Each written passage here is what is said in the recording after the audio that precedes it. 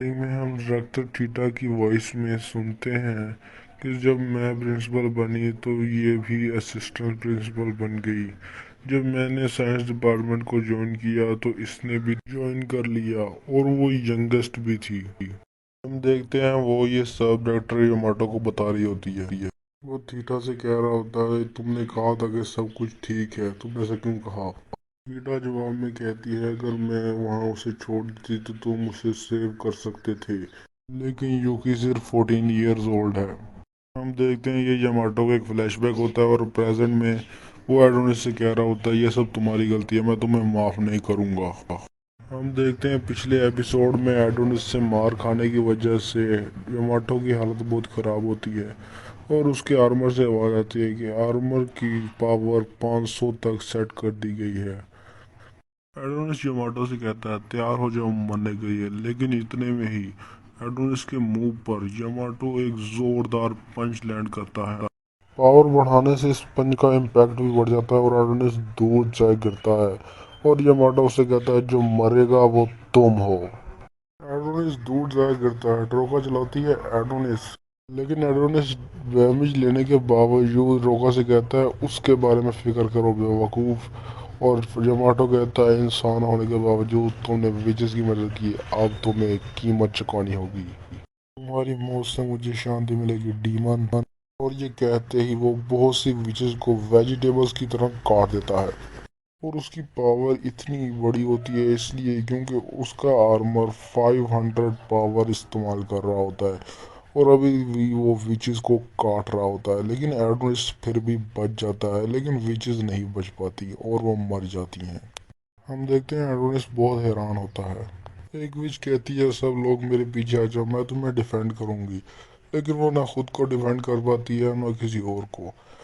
ये देखकर ओफीलिया कहती है, सब लोग। लेकिन इतना कहते ही उसका ऊपर वाला हिस्सा हवा में उड़ रहा होता है, यानी यामाटो ने उसे भी काट दिया होता है और ये ओफीलिया को बिल्कुल भी पता नहीं चला होता है। एक विच का हिस्सा ड्रोका के सामने आकर गिरता है और ये सब ड्रोका के लिए किसी नाइटमेयर से कम नहीं होता क्योंकि हर तरफ खून ही खून फैला होता है। ड्रोका उसे कहती है, एना। एना उससे कहती है, मुझे अच्छा लगा उसने तुम्हें रिवाइव किया।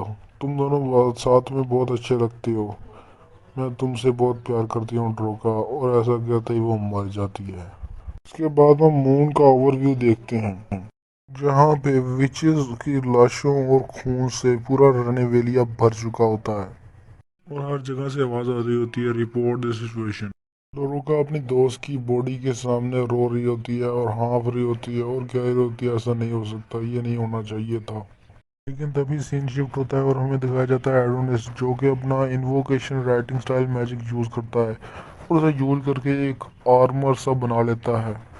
यामाटो सिचुएशन को रिपोर्ट करते हुए कहता है, सब मर चुके हैं लेकिन जो करने के लिए बचा है। तभी एडोनिस उस पर हमला कर देता है। यामाटो अपनी बात पूरी करते हुए कहता है, उस बच्चे को मारना।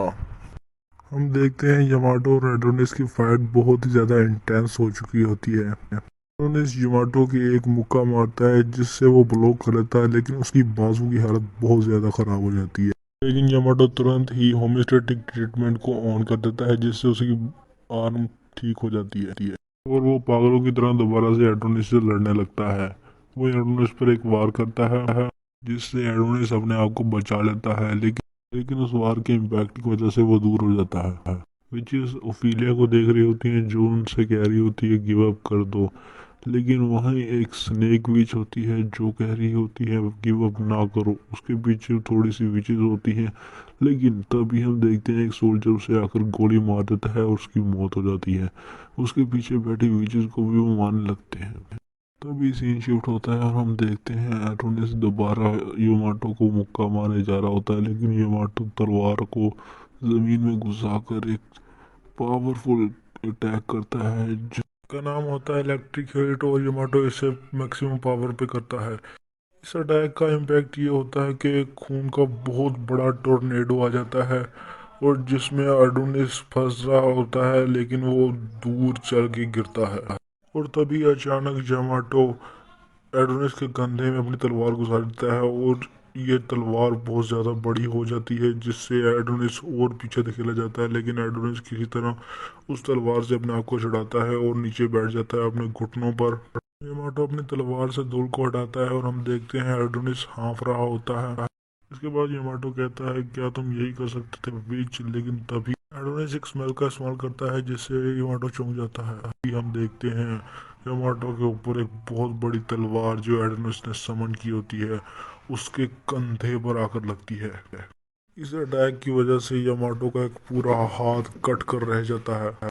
यामाटो को इस वक्त बहुत ज्यादा दर्द हो रहा होता है और वो दर्द से चिल्ला रहा होता है। एडोनिस यामाटो से कहता है शायद तुम्हारी आर्म रीग्रो कर जाए। और यामाटो कहता है तुम तो बहुत ज्यादा खतरनाक हो बच्चे। यामाटो के आर्मर में से सीरियस डैमेज की आवाज आती है और जहाँ से खून बह रहा होता है वहाँ आर्मर आ जाता है। यामाटो एडोनिस से कहता है तुम यहीं मरोगे। एडोनिस कहता है कभी नहीं। सीन शिफ्ट होता है और हमें दिखाया जाता है गार्ड जो कि दो विचेस के सर पर गन रखा होता है और वो कह रहा होता है मुझे तो तुम्हारा रेप करने का भी दिल नहीं कर रहा, और उनको गोली मारने ही वाला होता है कि तभी पीछे से आवाज आती है स्टॉप इट, बहुत हुआ।